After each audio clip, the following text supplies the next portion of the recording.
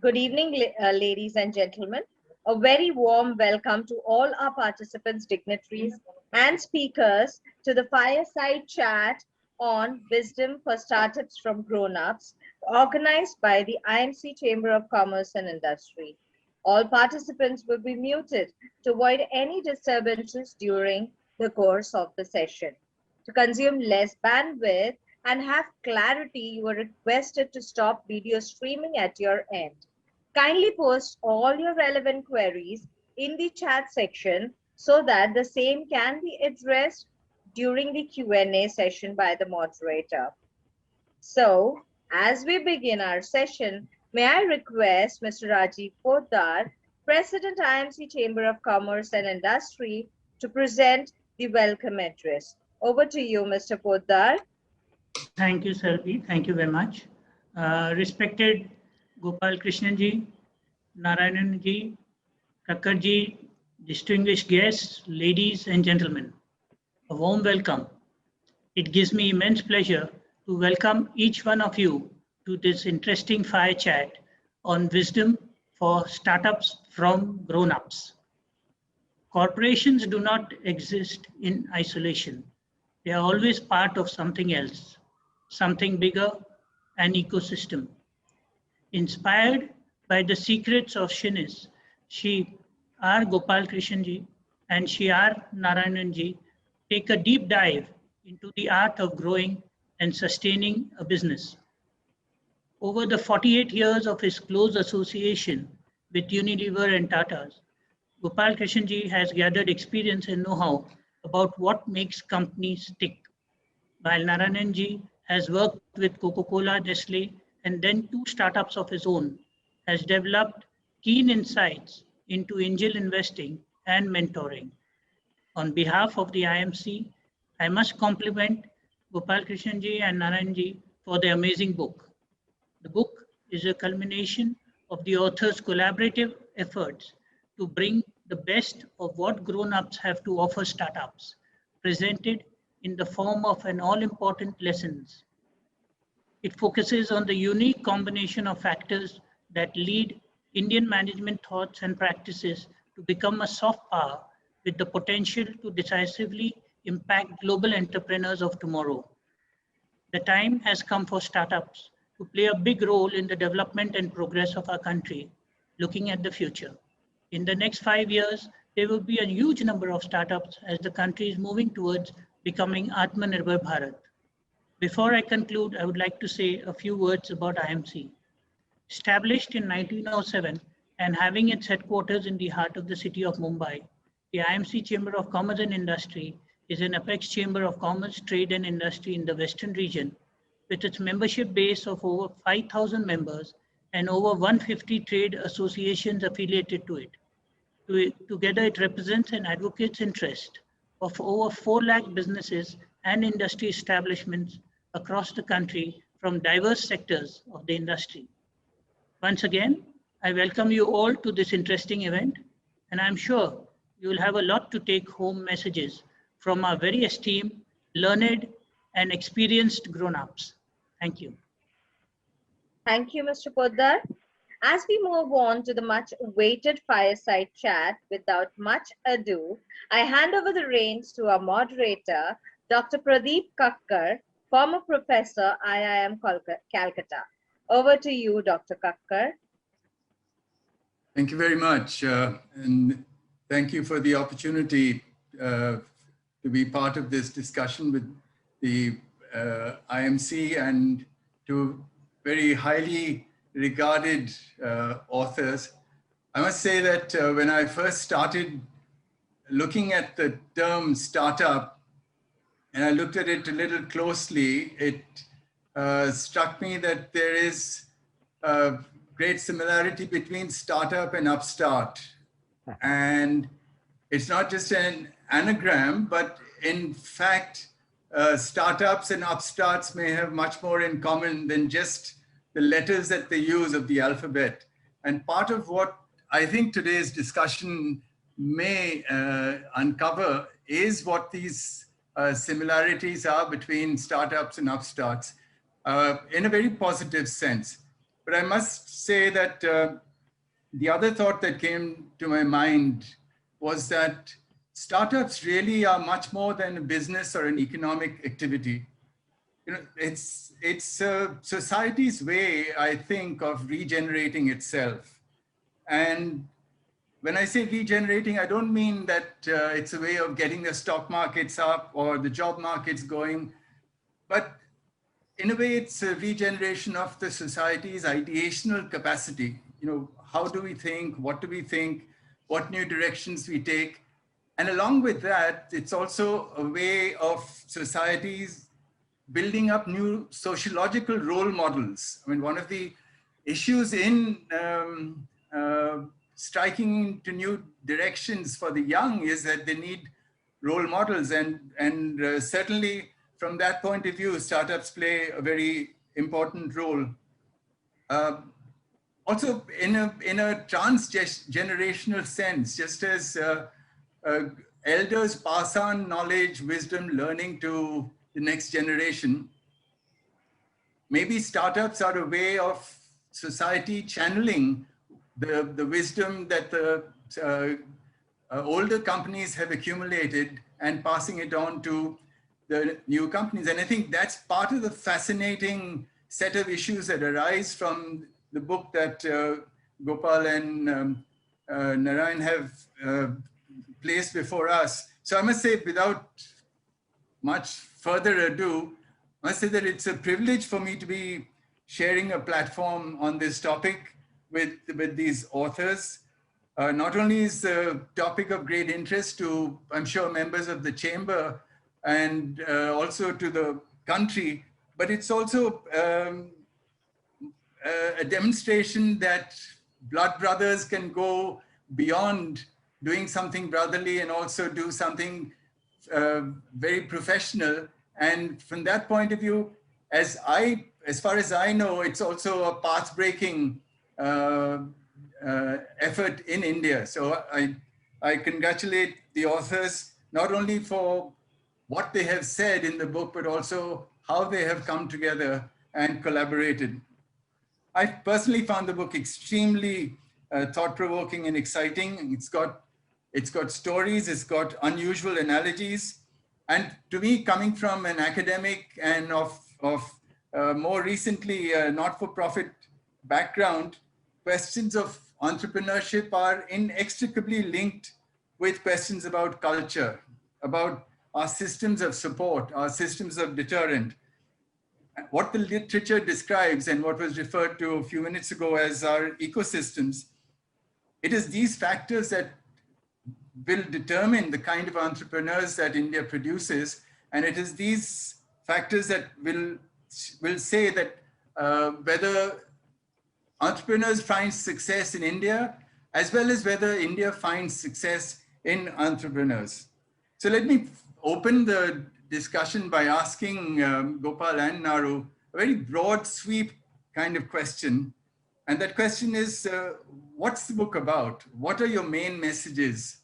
What are you offering to the reader? I won't pick on each one of you individually, but I think over the period we'll develop comfort and keep interrupting in a constructive way. So go ahead. Shall I go first, Gopal? Yeah, please. Right. So, Dr. Kakkar, to answer your question, in my personal opinion, in as much as the Industrial Revolution influenced the Western economies, startups will influence the South Asian and Asian economies where they have already not made their impact felt. And India is perhaps well positioned to take full advantage due to the availability of a skilled IT workforce. As we touch upon in the book, entrepreneurship can be a driving force for the Indian economy. Millions of engineers and non-engineers are getting attracted to the idea of entrepreneurship. MBA programs brought management thinking through persons such as you, Dr. Kakkar, and multinationals brought the practice of management to India. So, but for entrepreneurship, there exists no formal educational process. We and others like us hope to bring some of this through the written word. This book is a product of the enthusiasm and optimism that we both feel for the future of India, and a feeling of joy that we did so in the formative years. You asked a difficult question, and I speak from my heart as I address this query. Gopal? Thank you, Naru, for those introductory comments. Pradeep, your question was, what is this book about? I have observed two things during my long career in Unilever and in Tata. The first is relating to professional managers. Young people feel there is not much to learn from the old people. So during my years in Tata, I used to ask young managers at the Tata Management Training Center, young being say below 30, what do they expect from the company and what does the company owe them? And they produced a very unbalanced balance sheet. What they felt they were offering the company was quite a lot. And what the company ought to give them is so many 22 items, but they're getting only 3. And I told them the first rule of commerce is that a balance sheet must balance. When your expectations from your company far exceed what you're going to deliver, then there is something wrong, you'll have to rethink. And that resulted in my writing a book for young professional managers called What the CEO Really Wants from You. When I finished with young managers, I looked at startups. After my retirement from Tata's, even during my career in Tata's and Divas, within the womb of a very large corporation, I was involved with some startups, which were separate companies and where I was the chairman of the key actor. And in a conversation with Naru, we are brothers, we meet at weddings and family occasions. We got into a little discussion which led to this book. After, I have to say, a fair amount of argument and confusion. But we said, do startups have anything to learn from grown-ups? Because when you meet some people, they get the feeling that grown-up companies, whatever the definition may be, 50 years old, 100 years old, 200 years old, are sitting on Easter Island waiting for the last nail to be driven into the coffin. And they're all old animals which are about to die. And there's nothing to learn from them. Because startups must get valuations within 3 years. If you look at the total valuation of the 20 unicorns in India, it is almost $70 billion. I mean, what Ambani or TCS or Unilever has spent 50, 60, 70, 80 years building, they finished it. They're supposedly built within a few years. And we said, if you look at the history of humanity, grown-ups have always taught something to startups. And startups have realized that everything that grown-ups know is not valid, but there are some eternal principles. And we wanted to condense these eternal principles into the form of this book. And in order to do so, our message is, these are the essential things that startups, by the way, I use the word startup to mean SMEs, MSMEs, family managed business. I take it as a cluster. Startup is a sort of moniker. These are eternal lessons. And there are companies like Kikoman in Japan, which have been around for 300 years, 200 years. And there are some lessons that have been learned by Japanese companies, by European companies, by American companies. And we try to distill that. And if you don't accept all the rest of the things that grown-ups are telling you, that's all right. No different, if I may conclude, than a son learns from his father some things, which are the family values, the family principles, an acute sense of commerce and domain knowledge of that particular field, but not everything that his father does. So that's the background. We think we have a very powerful message for young SMEs, startups, and it's been condensed very well into a short book. Thank you. I think the answers from both of you very vividly demonstrates the richness that lies between the covers of this 200-page book, because in this very short period, both of you have touched on issues which are relevant and certainly debatable also. I mean, for instance, Naru's comment about the future impact of entrepreneurs on the economy itself may be a question to raise when it comes to the employment effect. For instance, if you take some of the larger unicorns, you take Baiju's, you take Swiggy's, their employment effect compared to the traditional manufacturing companies, I'm not sure I would completely agree with that comment about the future impact of entrepreneurship being very significant for the economy as a whole.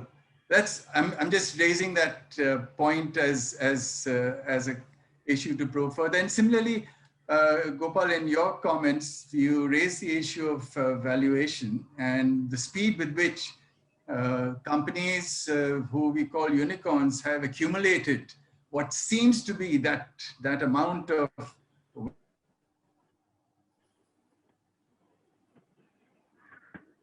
We lost you. I think we have lost connectivity with Mr. Kakkar. Okay. Yeah, he's back. He's back. Okay. So I was, Yes. I don't know where I got lost, but I was saying that the comments in response to the first question itself have raised issues which illustrate the kind of wealth of material that the book offers us, because whether we look at impact of entrepreneurship on the economy, or whether we look at the speed of apparent wealth accumulation by the unicorns in terms of valuation, there are issues which in your own book you have raised, and I found them fascinating. But let me just take a quick step back and ask you this question. And I know that Naru has been one of the early entrepreneurs in the Indian scene. I mean, his entrepreneurial efforts go back to the 80s, well before the digital age. But if I think back to my college days or to my IIM days, there was hardly any discussion of entrepreneurship as a serious option. And yet now, 30 years later, 40 years later, when we look back and we see the amount of attention and focus that is going into supporting, developing entrepreneurs, it's a huge change. And my question again is, what have been some of the significant milestones in this transition from what seemed to have been a complete desert to now and what seems to be a very fertile field in terms of entrepreneurship? What significant milestones? Again, in your book, you talk about people, you talk about institutions. I don't know to what extent you would identify some of them as key turning points, key points that mark this transition from what I'm saying was a desert to what is now a very fertile ground. Naru, you want to go with that, or shall I go? Go ahead. So, Pradeep, you raise a valid question. If you take a then and now, like a Hindi movie, if you look at Bollywood, I'm sitting in Bombay, so Bollywood is an example that comes here. And you see a film of the 50s, Balraj Sani in Do Bigha Zameen, and you see a film of 2010, 2015, Shah Rukh Khan in a very palatial, you see the same difference. Entrepreneurship, if you go back to the 40s and 50s, was something that traditional business families did. Okay. Some people had a little bit of capital, and the colonial power was going away, and they bought a few companies, typically in the eastern area where you're sitting, Assam, Calcutta, etc. And that's how entrepreneurship began. Entrepreneurship ran in the blood of the family. That's how entrepreneurs were created. I mean, I could think of my Marwadi friends in school when I studied in Calcutta, and they say, "तुम नौकरी क्यों ढूंढ रहे हो? दूसरों को नौकरी दे दो." And I'm talking of the 50s and the 60s. You know, it was just crazy for them to think that you'd study so much and then go and look for a job. Now, obviously, that has changed to what it is today. And I think there are three significant factors that I would just point out to be brief about it. The first is Indian liberalization. That has made a dramatic difference. Since all of us know what's liberalization, I don't need to explain it. The second is the birth of Silicon Valley.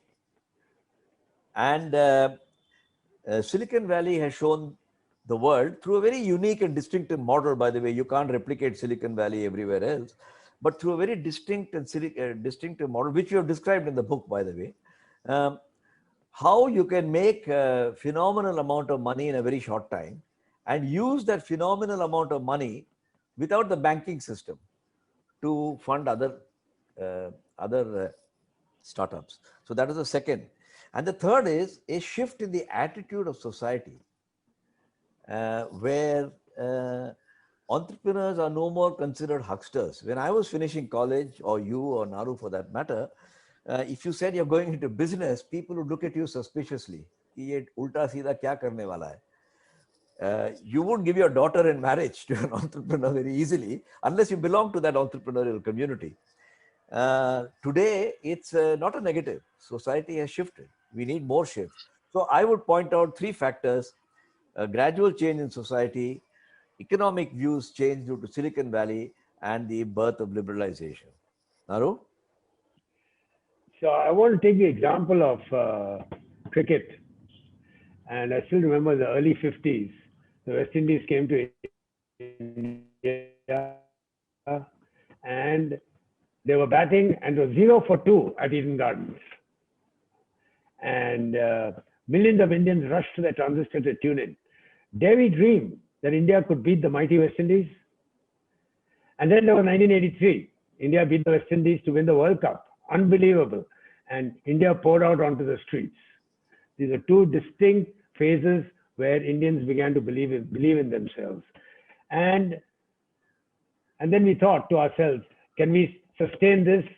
Can we create a Rohan Kanhai or a Gary Sobers? And we did. And we sustained it. And 30 years later, we are still right at the top of the pecking order as far as cricket is concerned. And you have signs and it's not as though there were no early. It's not as though there were no early indicators. There were people like M.L. Jayasinghe, Salim Durrani, and others who had the flair, and people emulated them. I think the same thing is happening to the entrepreneurial world. I think we have somebody like Sabir Bhatia to thank for having brought Hotmail in, and that's the first time that, and we've covered some of this in the book ourselves, that was the first time that people thought, hey, if he can do it, why can't I? And then there was the first entrepreneur who started Jungli, who were close on the heels of Sabir Bhatia. They too made a major sale of their company to Amazon, if I remember correct. So the point I would like to make is that, as Gopal rightly pointed out, the mood was different 50 years ago as to what entrepreneurs could do for the country and what they meant to society. Today, even our Prime Minister exhorts citizens to embrace the private sector. And we have a Flipkart, and they've led the way for hundreds of others. So I think, without getting into the micro, to answer your question, I think several factors have contributed to the change in the mood. Two factors of which I would like to bring to your attention. One is, in 1988 or 89, ICICI set up the first Technology Development Corporation of India for venture capital. And I think that was a turning point where finance, which was a shortfall always in any startup, suddenly became more abundantly available. I won't say it was widely abundantly available, but it was more abundantly available. The second thing is, and this too we've covered in the book, the turning point through Y2K. Till we came to Y2K, India was a place where body shopping was still prevalent, And even when Infosys started up, that's exactly what they were doing. But they also started doing the offshore part, etc. But thousands of Indians got up one day and said, hey, I'm in the software industry. I do a lot of hard work, and I too can create something like this. And what we are seeing is we are in the process of continuing that journey, and we are developing the talent for the entrepreneurial part. And that's what this book also seeks to do. I think one of the fascinating aspects of the book are 9 stories that you have put down. These are stories of entrepreneurs, and I would really like you to, as much in detail or as briefly as you would like, to refer to them. But before I do that, I want to pick up on a couple of points again that both of you have made. Gopal mentioned attitude change being an important factor in the transition from desert to fertile grounds.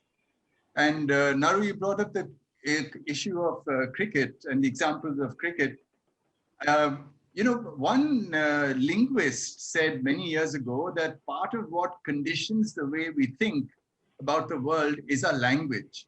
And the example that I would like to place before you is the example of the word sportsman and then entrepreneur.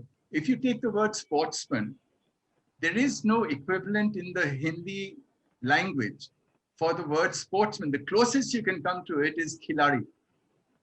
And we discovered that when you try to promote sports as a career option to young people, part of the problem you run into with their parents is the fact that being a khiladi is not a very appealing option when your parent is trying to guide the child. Similarly with entrepreneurship, I would ask you to think about whether there is an Indian equivalent of the word entrepreneurship, which we feel so comfortable with.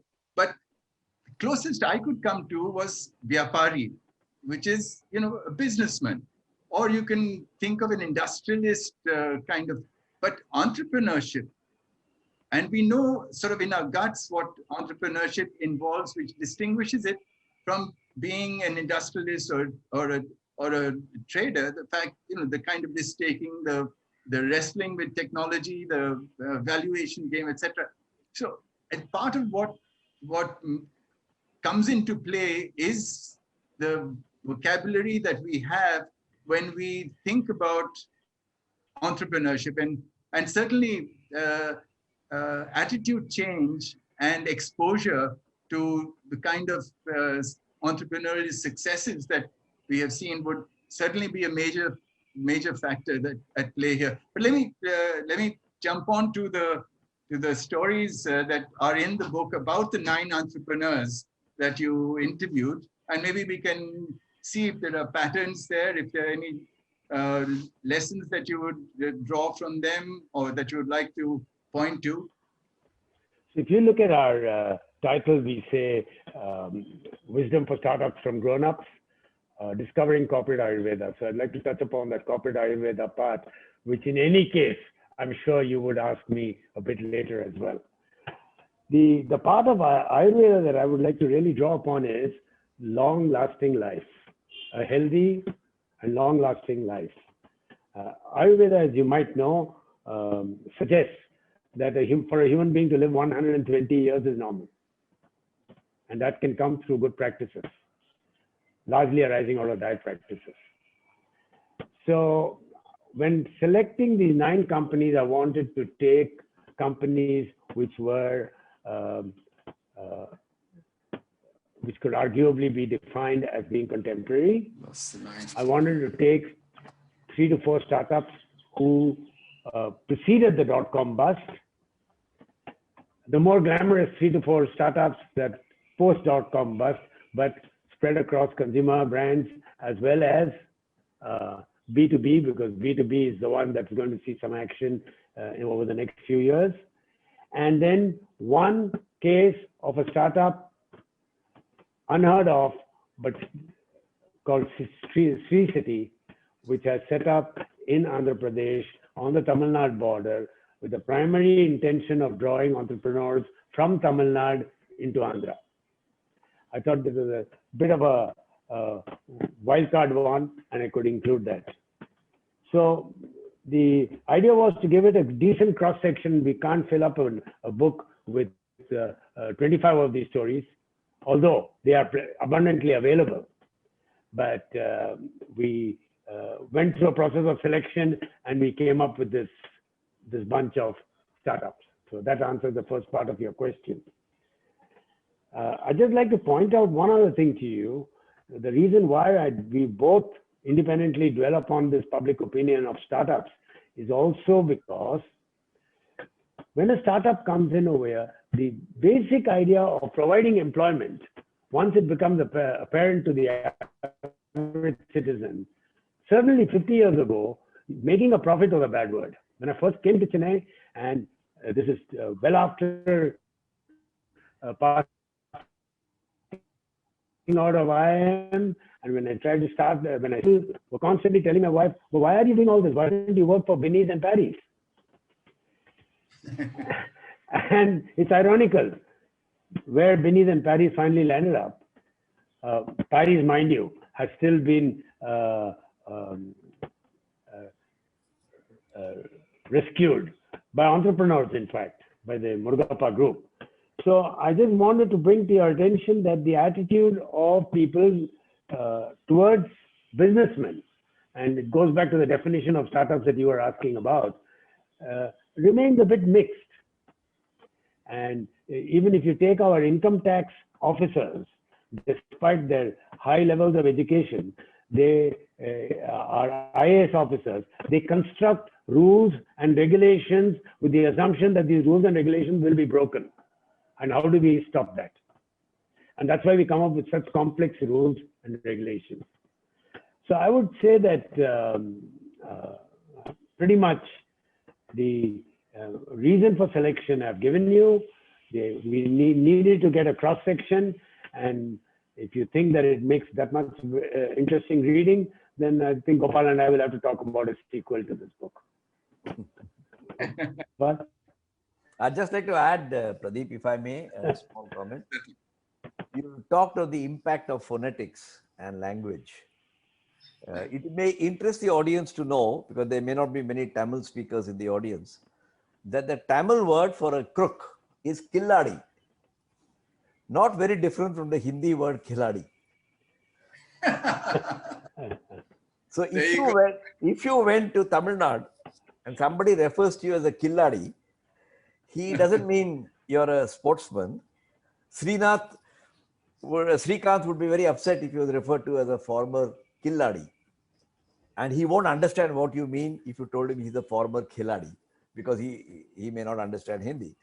So phonetics has some interesting sidelights. But you know, India has always been entrepreneurial. I just want to point this out. There are a beautiful range of books written and published by Penguin, I think, which talk about their traditions of, trading families. The Chettiars of the South, the Bhatiyas of Gujarat, the Khojas, the Marwadis, and so on and so forth. There are almost 10 books. And it struck me that India was one of the great trading nations of the world. And in trade, certain competitive advantages worked for you. Somewhere down the line, and I'm not bemoaning history or becoming jingoistic about it, that got suppressed. And we all know how and when. You don't need Shashi Tharoor to explain that to you. And I think there's a revival of a hidden gene in the Indian. I just wanted to bring that. Why those people got into disrepute? If you read the Silappatikaram, which is an old Sangam period Tamil poem, they talk very highly of traders. Somewhere down the line, I'm sure there are black sheep in every family. Somebody might have done something. So I think it's a very welcome thing that society is shifting its attitude to entrepreneurs. There will still be entrepreneurs who will do some things, but it was nice to take companies which are started by people like you and me. These 9 people that have been touched upon in the book, they are not hagiographies. You can find a whole book on Flipkart. You can find a whole book on Amazon. You can find 5 different books on Amazon. But these are not hagiographies of people. These are the pains and the tribulations that common people like you and I have undertaken with no money in the bank, and went and started. And I think they have been made a reasonable success out of it. And I think those were the factors behind selecting these people. They are not the best known. I don't think any of them is a unicorn even yet, but certainly at the time we wrote it, they weren't unicorns. They may become unicorns in the future, because you build a Taj Mahal or a Red Fort painstakingly, year after year. And these are people who are doing that. Okay, I certainly can't let Naru off without pointing out that out of the 9, there's not one woman entrepreneur, but that can be a separate debate. But I made a list here of the mindset characteristics of the entrepreneurs that seem to emerge from the book, and it's mind-boggling. And I wonder if you'd like to comment on that. I mean, at various stages, you suggest that entrepreneurs should have humility, stamina, open mind. Certainly, they should have restlessness. They should be risk takers. There should be a certain amount of arrogance, self-belief, tenacity. And it comes through in the description of some of the guys. One of the interesting aspects is to see the variation in the background of the entrepreneurs. But do you think when we look at, and Gopal here, I might want to, again, not belabor a point, but I might want to separate trading from entrepreneurship simply because of the time frame that we would normally associate with trading orientation compared to entrepreneurship, in the sense trading suggests that we're looking at fairly short-term operating cycles, whereas with entrepreneurship, as you stress in the book, we would very much want a long-term strategic view. But so are we saying that entrepreneurs who succeed and who eventually not just become unicorns but become grown-ups are people who must have a kind of leadership qualities, a kind of mindset that would appear to be quite exceptional? Shall I go with that, Naru, first? Yeah, please. Or are they in fact ordinary people, as you said? That was what struck me, and that's what triggered off this question. Your question, I'd like to answer in the following way. God creates a lot of ordinary people, some of whom become extraordinary. Whether you go to the corporate sector and look at chairmen of big companies, or you go into the small scale sector, you look at anybody who's sitting in this audience, all kids are born ordinary, with certain advantages and disadvantages, which is not the subject of today's discussion. You also made a reference to the difference between entrepreneurship. I think trading was the original entrepreneurship. Entrepreneurship is also like a rainbow. The colors change as you go along. But the fact that it was short term is influencing the Indian entrepreneur. Please understand this. We are making a very, very important point. Most SMEs, MSMEs, startups are influenced by a trading mentality, which means a short horizon. And that is cultural. They are not even aware of it. Whereas if you look at Silicon Valley, they are influenced by a technology perspective, a point of distinction, a point of being unique and creating dominance through differentiation. Now, there's a hell of a difference between many of our startups, and I'm not poo-pooing them, don't get me wrong. Since you raised the question of trading and short-term orientation, I think many of our startups, they may become unicorns, they may not become unicorns, but the mortality rate is enormously high, right? But they are not built on a deep conviction of differentiation, which is sustainable differentiation.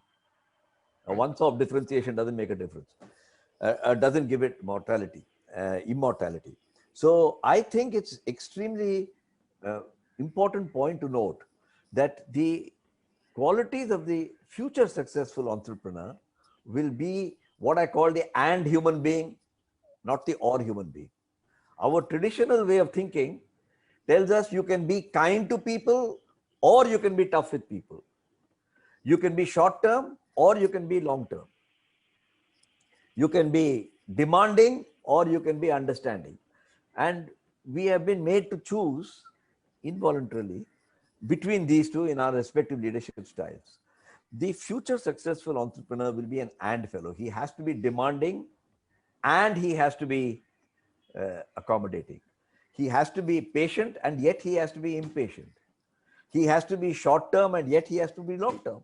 I mean, you ask Naru, he'll tell you an entrepreneur has no choice but to study cash flow statements 5 times a week, right? If I'm sitting in Hindustan Lever or Unilever, I may leave it to the finance department. That option doesn't exist for an entrepreneur. So I would emphasize that the key quality is an and entrepreneur is required for the future. And I think it's a point I would like to point out that our involuntary and inadvertent effect of a trading mentality is spilled over a bit into the type of entrepreneurship we have. And when we look back, after all, let's face it, Jamshedji Tata was an entrepreneur. Bajaj was an entrepreneur. Mr. Godrej was an entrepreneur. But they are the people who became and people. And those who stayed as or people are not names you take anymore these days. Narav? So, you know, I would agree on nearly everything you said, except that one part where you talked about the short-term thinking of entrepreneurs. And I would point out to you, and maybe the IMC is the right forum in which this should come up, because IMC is 120 odd years already old. And they were started at a stage which called for a lot of long-term thinking among the traders who must have been the bulk of the members at the time that IMC started. So I will also point out to you that communication in those days, 100 years ago, often happened through the letters, etc., which took 2 months to reach, etc. You could not help but think slightly long term when you were dealing. And today all that has got compressed. So while I do agree with you that there is the influence of the trading mentality, predominance of trading mentality that comes up among entrepreneurs in India, I think that is undergoing a change. And we will see evidence of that over the next 25 years. I hope to be around for that. May I just add a point, because what looks like a disagreement is actually an agreement. I was merely pointing out that Indian entrepreneurs are adapting from being purely short term to being short plus long term. More and more people are coming in, and I agree with you that that's very welcome. And I do think there's a message that I would like to communicate to members of IMC and any other, that being able to be more and more long term and building distinctive competitive advantage through technology, through information systems is vital. And those days when you just bought and hoped for that you will sell it, and not many people, not everyone succeeded in that, are changing and changing for the better. Sorry for that interruption. Let me again pick up on something you just said a little while ago about the fact that trading leading to entrepreneurship was seen, let's say, among some communities. You know, in sitting in my part of the country in Calcutta, you think of the Marwari traders who came 300 years ago, and the whole history of what happened after that. Similarly, you make the point in the book about the Chettiars. Are we saying, therefore, and then we look at the US experience, and I doubt if Silicon Valley would have happened, let's say, in North Dakota. Are we saying that there are different elements subculturally, or parts of the country are differently prone to encouraging entrepreneurship as they did with trading? Nari, you want to go with that? Well, I think the trading commencing on what were the trade routes and being more encouraged where there were shipping lines available, because that is also the means of transportation. I think these were given. And when I look at what Gopal is talking about trading, I mean, I chose to read it more in the micro sense, that even in a small town in Orissa or Bihar, if a guy wants to start a business, he starts a business and inevitably he started off by trading. But I want to draw one strong element over here, one factor over here, I want to draw your attention to. I think entrepreneurship in India was more out of circumstances rather than anything else. There were no jobs available, and a guy had to get into trading and had to go into his father's business or use his father's business as a means of projecting himself into another business because of the available opportunities. And it's only the opportunities that have increased over time. But the new breed of entrepreneurs that have come up in the last 30 odd years are guys who have come there out of their own free will. And I think that will bring about a qualitative change in the attitude towards business, towards longevity of the business, etc. And that will become apparent over the next 20, 25 years. And that is precisely why we also selected some entrepreneurs who have already been around now for 40 years. The early guys like Bharat Matrimony and Naukri.com got in very early. And at that time, it was expected that, hey, these guys are never going to make it. But these guys had the wisdom to figure out that this is what is going to work for them. And they made it work for them. And they continue in their position of preeminence. Gopal? Yeah, I think you made the points. That covers the question that Pradeep raised. If, yeah, it also leads us very well into talking about corporate Ayurveda.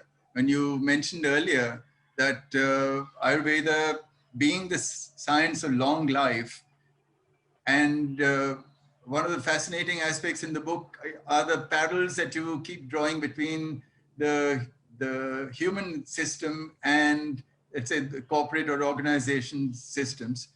So just as science of long life in Ayurveda tells us to focus attention, for instance, on our bile, our wind, our phlegm.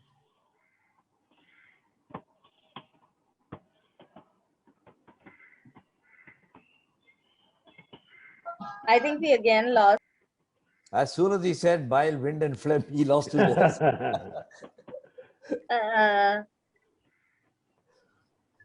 So one of y'all can just continue till he just gets back. Well, Naru, you can speak a bit to the subject of I think he's back. He's back.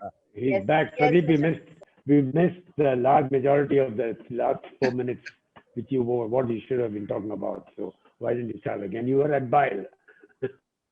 Yeah, no, the question was that we talk about long life of corporations. We want entrepreneurs. You gave the example of Naukri.com and Bharat Matrimony. That we are saying that we are expecting successful entrepreneurship. One of the results we're expecting is a long life of the organization, and therefore the attention to Ayurveda. So the parallel between the organizational context and the human system is part of what I found fascinating in the book. And I wondered if you wanted to just dwell on that a little bit. So, you know, to the extent that these are different times, and the Ayurvedic way of life, the slower, gentler, and more well-rounded way of life, in an age where communication and stress is, quick communication and stress is the order of the day, to the extent that we're talking about these two living in tandem, I think we should expect our startups to practice a long way of life in terms of the management that they bring in and their attitude towards business and longevity. The reason why we thought this is important is that there is some belief that startups want to quickly do a startup, sell out quickly, and make a quick buck through valuations. And we've touched on the subject that while this does happen, and it will increasingly happen, the number of instances, this is not what the startup is all about. And it is unlikely, although we might not have specifically mentioned it in that fashion, it is unlikely that an entrepreneur is going to succeed if he sets out with the sole objective of turning his company around and passing it on to somebody else. Builders in Bombay do this all the time, but not all the builders do it. There are several builders who have emerged as strong businessmen and built organizations. And there is the occasional guy who does turn it around at high speed. So I think that it is not out of context at all that we talk about Ayurvedic way of life for the startups, and it's needed as well. If I can add to that, my perspective, because we all converged on a chaurasta from different parts. You know, having worked for Unilever and Tata, I was very interested to understand the management journals were telling me that the half-life of Fortune 500 companies is collapsing from 50, 60 years, a half a century ago, down to 10, 15, 20. That the life of a CEO is collapsing. You know, people who were CEOs for 20, 30 years are now becoming 4, 5 years. So I was very interested in the subject of what creates longevity. And I have a little collection in my library, as you can see the books behind, which try to trace what makes some Japanese companies, not all, live long. And long means 800 years. Huh? I'm not talking of 100, 200 years. I've got a couple of books which tells you what makes European companies live long.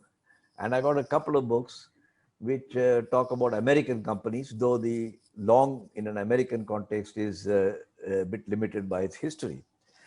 Naru separately has had an interest in Ayurveda per se.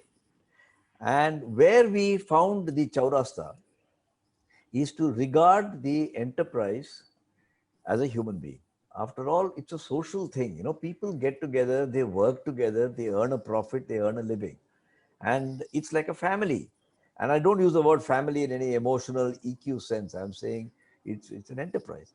Now, if you look at classical literature, it says to have a happy society, you need enterprise because that creates the money. You need education, which means cultural advancement, academic and so on. And you need eudaimonia, a feeling of wellness, good health, you know, good people. That's what Aristotle said. Now you look at Ayurveda, it says the same thing with a different set of words. It says wind, bile, and phlegm. And they say that enterprise, education, and eudaimonia have to be in balance. Ayurveda says the wind, the phlegm, and the bile must be in balance.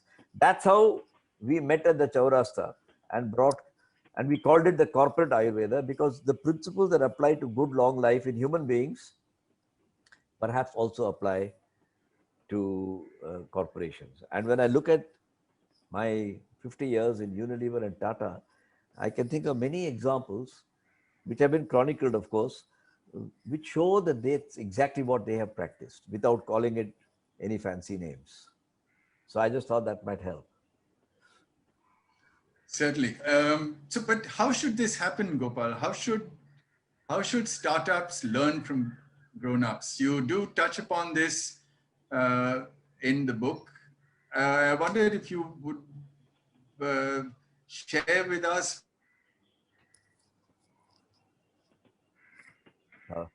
Lost you again? Yes, I think so.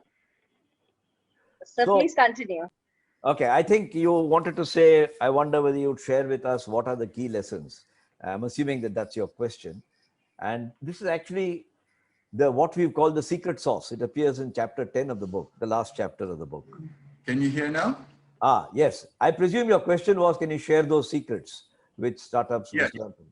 So I was just starting to respond on the assumption that I got your question right, that it is covered in chapter 10, which is called the secret sauce. Yes. But if I have to tell you the essence of what we have said, since nowadays we are in a digital world where everything has to be compressed into 40 characters, Long life companies have shown 5 characteristics which startups and MSMEs and SMEs would make a mistake to assume wo baad mein karega. The first is they must live for a consistent purpose. In 1880, Lord Leverhulme of Unilever said, I want to clean the teeming millions all around the world. And whatever fancy words are used today, they are still doing the same thing. In the 1880s, Jamshedji Tata said, I want to create a company which exists not for the community, but is part of the community. And 150 years later, Tatas are still doing the same thing. The second point that is common amongst all these Japanese companies, European companies, is they are very long term. They are organized to deliver a long-term vision. The third point is that they have an adaptive and collaborative approach. You can see the number of twists and turns. And every entrepreneur knows that if he doesn't adapt and collaborate, he'll be finished. The fourth one is they're very conservative in financing. They were very, very conservative. They didn't borrow. The Tatas and the Godreges and the Bajajes were not big borrowers of money. Taking money and then, sponsoring, that money goes straight into an IPL tournament, I'm not disapproving of it. I enjoy watching IPL, but I just have to say that if you look at the IPL advertising, it's all startups. I mean, the old names have all gone. And I'm amazed. I'm not disparaging about it, but they were very conservative when it came to financing. All these NPAs, you see, the banks are people who borrowed left, right, and center, well beyond their means, forgetting debt equity ratio. So that's conservative. And the last point is they hired and kept very engaged people. Now, is this the secret sauce?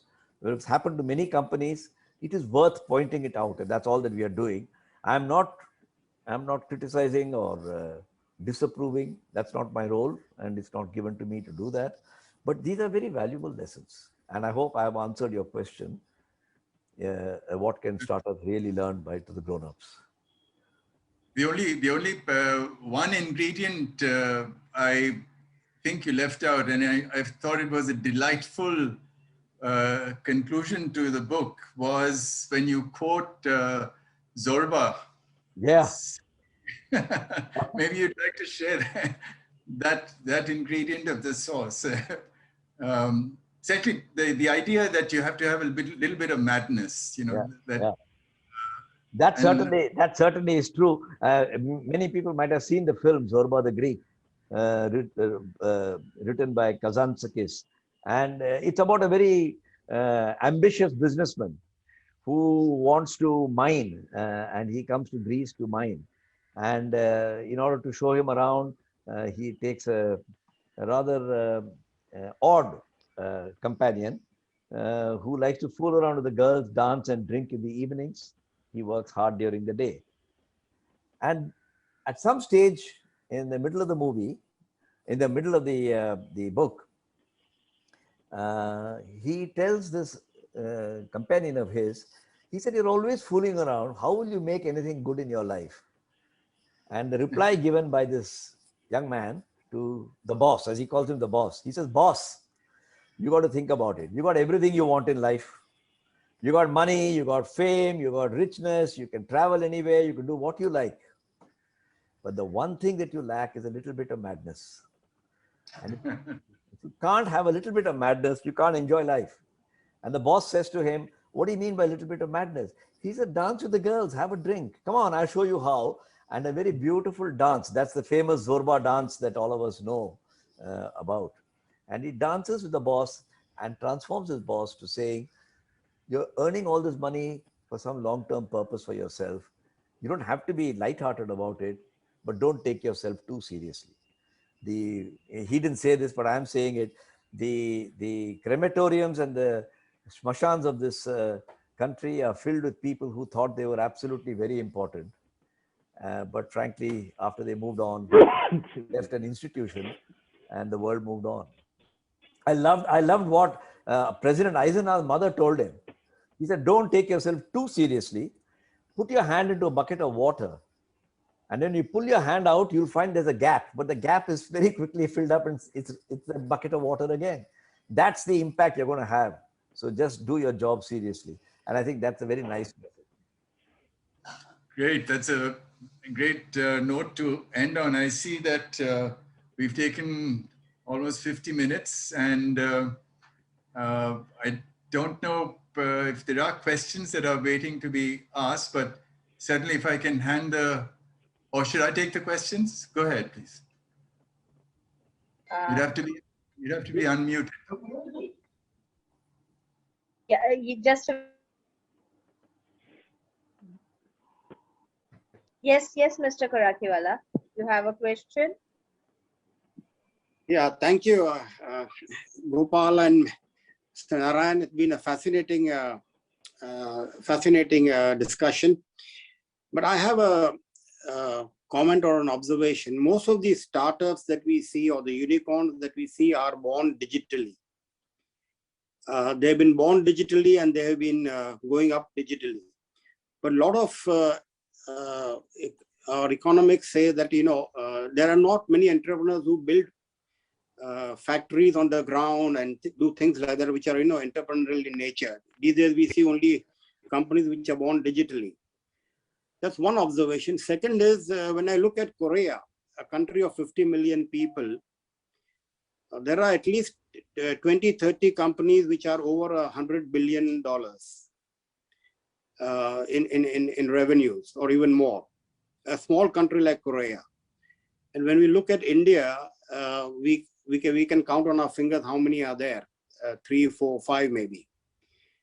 The point is that when we started this program, I think there are some statistics Gopal gave was that there are 60 million companies and 19,000 companies with over 1,000 crores.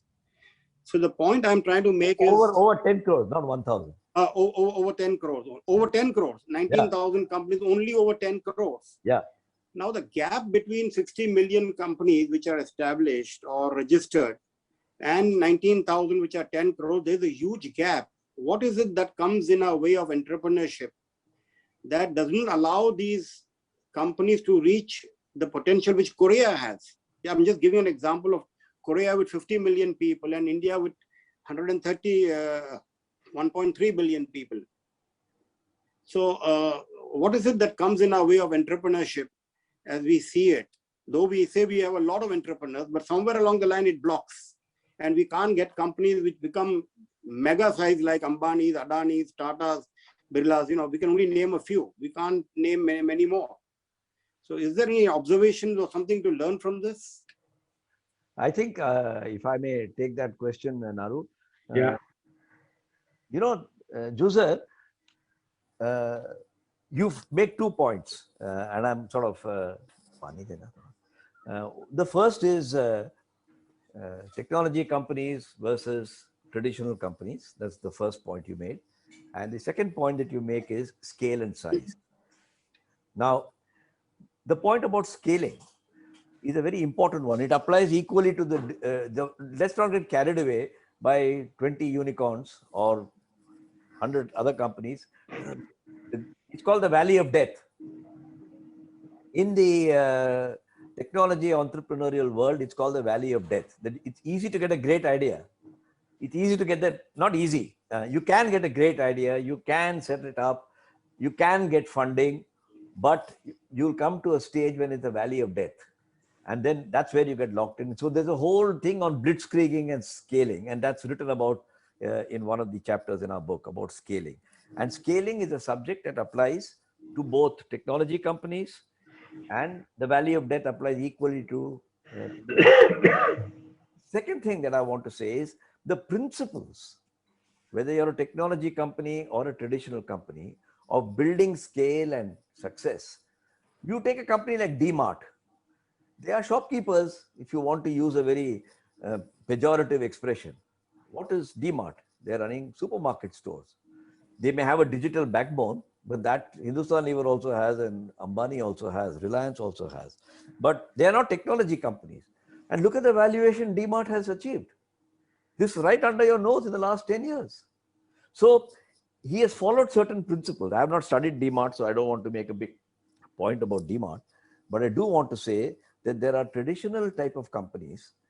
And I'll give you an example of a company called Conserve, set up in Bangalore 25, 30 years ago. They brought it to a certain stage.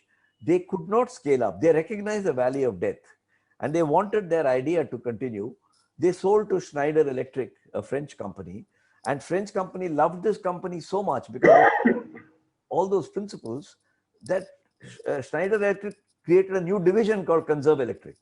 And they were in the business of automatic electric meters. You take a company like Galaxy Surfactants. It is a unicorn, but it's not written about every day. What do they make? A large number of chemicals. In fact, you'll be interested given that you're in the agrochemical business. As you know, agrochemical, pharmaceuticals, beauty products use a large number of minor ingredients. You know, they all have to come together. The supply chain management is very critical. What Galaxy Surfactant has done is to master the supply chain. So they partner with large companies. They supply, 100 different ingredients in milligrams and grams, and they built. It's a public listed company, but you don't hear about it. But it is a unicorn. It will never appear on any list of the unicorn. Apne aap, quietly, they're doing their work and getting on with it. And I just wanted to therefore say that the distinction between traditional company and technology company, the distinction between valley of death for one and the other is in our minds. Both have those diseases. And both, there are examples in both of achieving this. Thank you. The next question is from Mr. Keval Handa. Could you unmute yourself, sir? Yes. Yeah, Mr. hi, Handa. I'm unmuting. Yeah. Yeah. So, hi, Gopal. What a pleasure to see you. Yeah, well, are you doing well and keeping well? Okay, you're keeping well. I can see that. Thanks. Yeah. So, I've read almost all your books on shapers, and I really would like to compliment on that. And I really like the one on Kotak. That was fantastic. Super. So my question is, Gopal, it's like I'm associated with e-commerce, entrepreneur, fintech company. I've seen two things there. Is there in urgency to build valuation all the time? Their entire objective is how do I get into XXX, 5x, and so on and so forth. This is one. The second challenge I've seen is that their governance is very poor. They don't address the governance issue. Projects are put up at a very short notice, and then you need approvals overnight. The third is they don't borrow money from banks. They try to raise equity or debts from outside the banking system, so they don't fall into those NPAs and other things. How do you think these companies, and I have also a little experience of MSME, was being in the bank, I have an experience of MSME. Their challenges are quite different. They traditionally borrow from bank. They focus only on technology and not on anything else. What's your advice to the newer unicorns, which are more in this space? Galaxy, I know because he was from Padar College and we've studied together. What is your advice to these guys, particularly those fintech guys and those MSMEs? I would defer to Naru answering this first, then I will add my comment to that. So I would like to first take up this matter of valuations and where they are borrowing from. So one of the beliefs of Silicon Valley, and which has now come to India in a substantial way, is that if you have enough money in the kitty, then you discourage competition from continuing to wage a war with you. Competition gets sidelined. There may be some truth in it. It might be exaggerated, but that is one reason why valuations are so important. And the second thing is, and this is not something that I would ignore completely, when I started my career, if I were to put savings, I would put it into the bank and I would get a saving of 7%, 8%. It went up to as high as 10% and 10.5%. Today, if you have savings and you put it into the bank, you'll be stretched to get more than 5%. In fact, I had a contemporary of mine from my IIM days who called me as recently as this morning to see whether I have any wonderful ideas for him if he wanted to invest some of his savings. The point I'm making is that equity at inflated valuations is a very cheap form of raising funds. Why would you go out there and borrow money when you can raise it as equity? You would raise $150 million equity on a valuation of $1 billion. In traditional companies, for love or money, your company would never have got valued at higher than maybe one-fourth of that.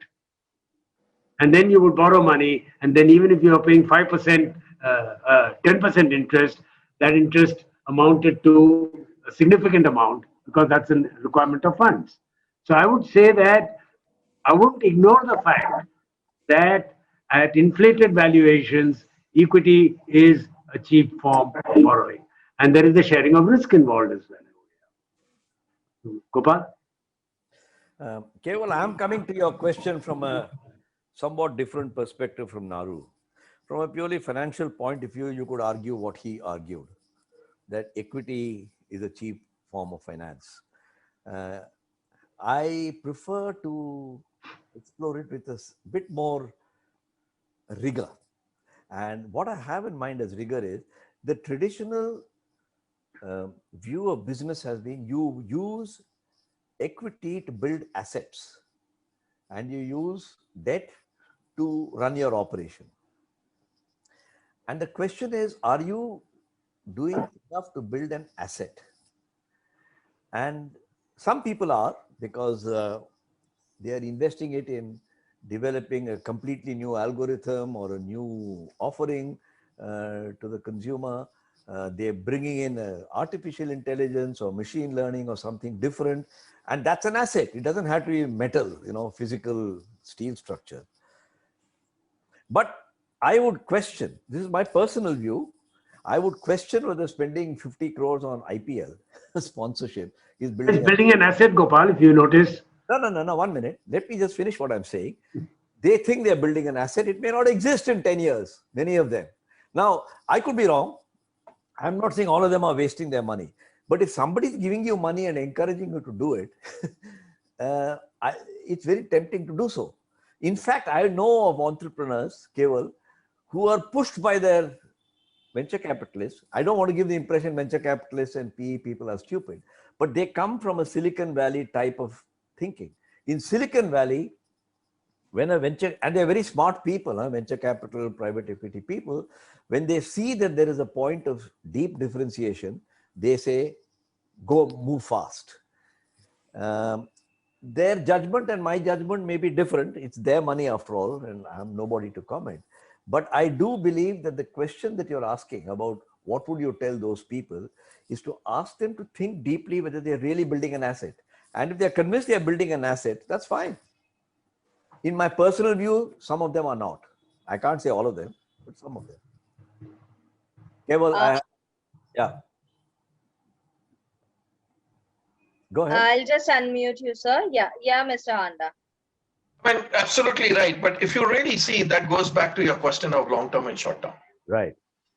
Are they short-term players who are building assets like this? Now, if I look at it, this was published last week, 20 unicorns, and none of them making profit and burning cash at 2,000 to 3,000 crore rupees per year. Yeah, Keval, I think the point I would offer in return, from a traditional point of view, that is one way to look at it. But the world has seen in the last 30, 40 years that there is another way to look at it also.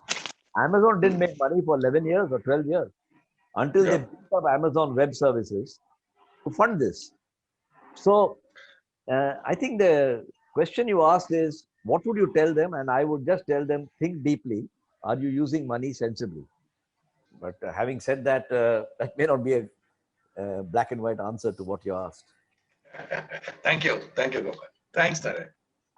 There is another interesting question in the chat by Hrudita Punugoti. Why and how can there be more representation of women in the fields of entrepreneurship and development?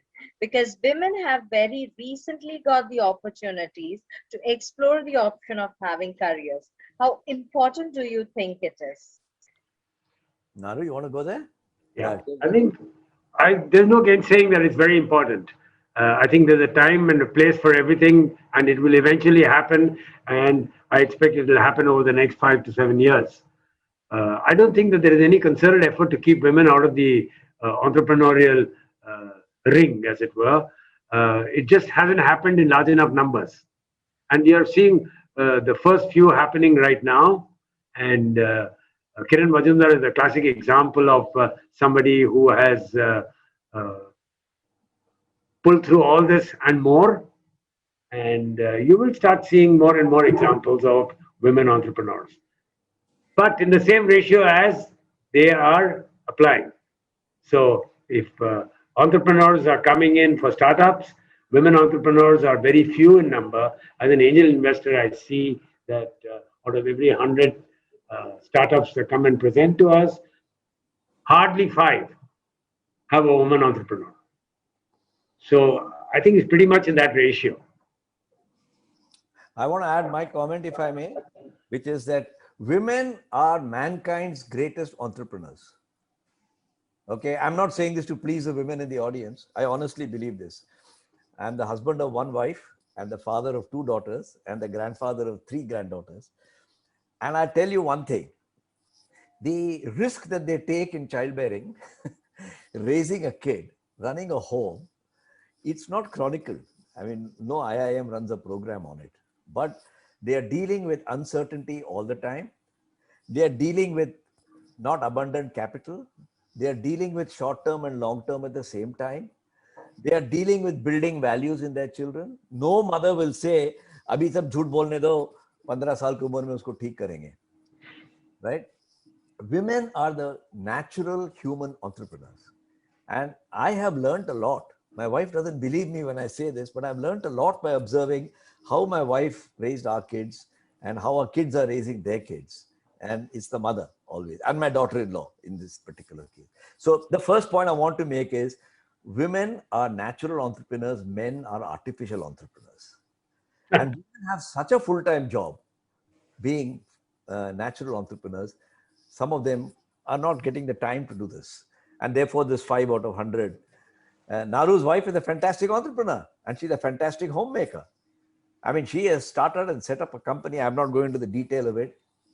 I've written a book on Kiran Mazumdar, which has given me a lot of insight. But women also face challenges. I have a good friend who has started a company called Nika, Sanjay Nayar's wife, Falguni. And these are, I mean, these are not women in the traditional sense, you know. And therefore, I think the role for them is fabulous. Their natural instincts of dealing with the and phenomenon is, I don't know, nurtured by their maternity or God-given instinct, but they are far better at it than men. Men are like robins. They have turf and they must be allowed to concentrate. Women can deal with 5 things at the same time. आज नौकर ने आया, phone पे भाजी मंगाना है, बच्चा रो रहा है, किसी को स्कूल में पहुंचाना है. Men will go mad. My wife often tells me, "You run the house for 1 week and then show me." And I can tell you, I am hesitant to take the challenge. So bravo for women. Can we take 1 or 2 more questions with the permission of the... Yeah, sure. Tanil is putting up his hand, I think. Yeah, Mr. Tanil Kilachan. Yeah, please unmute yourself, sir. Yeah, I wanted to ask, what is the attitudinal change you would suggest or request or advise, as you have said, as elders to these new startups? There is that attitude of the new startups of quick money. You talk short term, long term, that's fine. But change of attitude to me is more important. So what is your advice on the startups to have longevity, to have consideration beyond just themselves? I'm just giving my vote of. May I answer that question now? And then you can... Yeah, go ahead. You know, Tanil, the problem with grown-ups is we don't listen to startups. We are so keen. I mean, I'm as guilty of this as any other guy of my age group in the audience. We are so keen to impart our lessons that we don't listen to them. And the only advice I can offer is based on my experience, because I am chairman of 1 or 2 startups and I'm mentoring 1 or 2 startups. The only advice I can offer is, if I would wind down all my preconceived ideas, startups are in it for money, they are, they are short term, they are not deep thinkers. I have to unwind myself of that algorithm and put my mind straight. To use Aristotle's expression, if you see a piece of wood bent this way, bend it the other way before you jump to a conclusion. I find that they are very, very open. All these ideas that we put in the book have come out of selling the idea to startups. But if I think back 10 years ago, I myself am guilty of this. I would say, "Arey, tum log kya bakwas kar rahe hai?" Naru and I have had many arguments when I would say, "Go and do market research." And he'd say, "What are you talking about? My turnover of my company is 15 lakhs. You're asking me to do a 20 lakhs market research. I'm not Hindustan Lever." But if I put the same point to him in a different way 25 years ago, it might have had a different outcome. So it's grown-ups who have to adjust. You want startups to accept what you're saying. That's my answer.